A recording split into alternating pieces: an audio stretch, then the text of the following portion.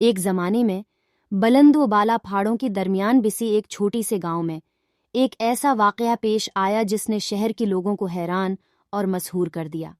اسی رات کا سورج کہا جاتا تھا۔ یہ غیر معمولی واقعہ ہر چند دہائیوں میں صرف ایک بار ہوا، جس نے تاریک آسمان پر ایک پراسرار چمک ڈالی۔ گاؤں والوں نے اپنی آباء و اجداد سے رات کے سورج کی کہانیاں سنی تھیں، لیکن بہت سے لوگوں کا خیال تھا کہ یہ محض ایک افسانہ ہے جو نسلوں سے گزرا ہے۔ تاہم ایک پرسکون موسم گرما کے موقع پر جیسے ہی سورج افق سے نیچے ڈوب گیا، گاؤں والوں کی ہونٹوں سے ایک اجتماعی ہانپ نکل گئی۔ رات کا سورج واپس آ گیا تھا اور اس کی چمکیلی شعاعوں نے دنیا کو ایک آسمانی روشنی میں نہلا دیا۔ جیسے ہی آسمان چمکتی رنگوں کی ایک مسحور کنکینوس میں تبدیل ہوا، گاؤں والے قصبے کے چوک میں جمع ہوئے، ان کے چہرے غیر معمولی آسمانی چمک سے منور ہو گئی۔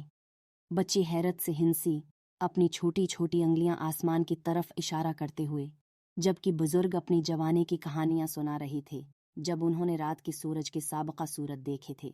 گاؤں کا بزرگ، ایک عقل مند اور موسمی آدمی جس کا نام انسلم تھا، ایک لکڑی کی چبوتری پر کھڑا ہوا اور جمع ہجوم سے خطاب کیا۔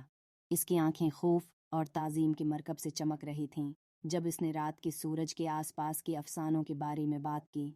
کہانیوں کے مطابق یہ کہا جاتا تھا کہ اس آسمانی رجحان کے دوران خواب حقیقت بن گئی اور خواہشات کو پورا کرنے کی طاقت تھی۔ دیہاتیوں نے آسمان کی طرف دیکھا، ان کی ذہن امنگوں اور خواہشات سے بھری ہوئی تھی۔ انہوں نے بلند آواز میں خواہشیں کرنا شروع کیں، ان کی آوازیں اپنے ارد گرد کی فطرت کی سمفنے کے ساتھ گھل مل گئیں۔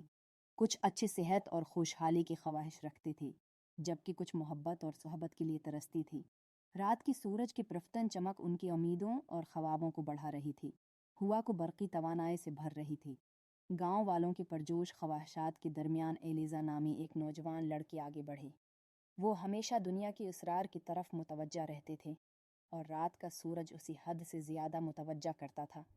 اپنی دل کی دھڑکن کے ساتھ ایلیزا نے آنکھیں بند کیں اور رات کی ہوا میں اپنی گہری خواہش کو سرگوشے کے۔ میں علم کی خواہش رکھتا ہوں، وہ بڑبڑائے، اس کی آواز بمشکل سنائی دے رہے تھے۔ جیسی ہی ایلیزا نے آنکھیں کھولیں، ہجوم پر ایک خاموشی چھا گئی۔ انہوں نے محسوس کیا کہ کچھ غیر معمولی ہونے والا ہے۔ اچانک چمکتی ہوئے ذرات کی ایک ندی رات کی سورج سے اتری، جس نے ایلیزا کو گرم جوشے سے گلے لگا لیا۔ اس نے اپنی دماغ کو نئی حکمت اور فہم سے بھرتی ہوئی توانائی کی ایک لہر کو محسوس کیا۔ اس لمحے سے ایلیزا گاؤں کی سب سے زیادہ باشعور رہائشی بن گئی۔ وہ پیچیدہ ریاضیاتی مساوات کو آسانی سے حل کر سکتی تھی، قدیم شاعری پڑھ سکتی تھی اور کائنات کے رازوں کو سمجھ سکتی تھی۔ اس نے اپنی علم کو دوسروں کے ساتھ بانٹنے، ٹیچر بننے اور گاؤں والوں کو روشن خیالی کی طرف رہنمائی کرنے کے لیے خود کو وقف کر دیا۔ اس کی بعد کے سالوں میں رات کا سورج اپنی ظاہری شکل بناتا رہا، گاؤں کے لوگوں کو خوابوں کی تکمیل اور خواہشات کا تحفہ دیتا رہا۔ ہر بار جب یہ آیا، نئی امکانات کھلتے گئے اور کمیونٹی مضبوط اور سمجھدار ہوتے گئے۔ رات کا سورج امید کی علامت بن گیا، گاؤں والوں کو یاد دلاتا ہے کہ کائنات میں لامحدود عجائبات ہیں اور ان کے خواب ان کی پہنچ میں ہیں۔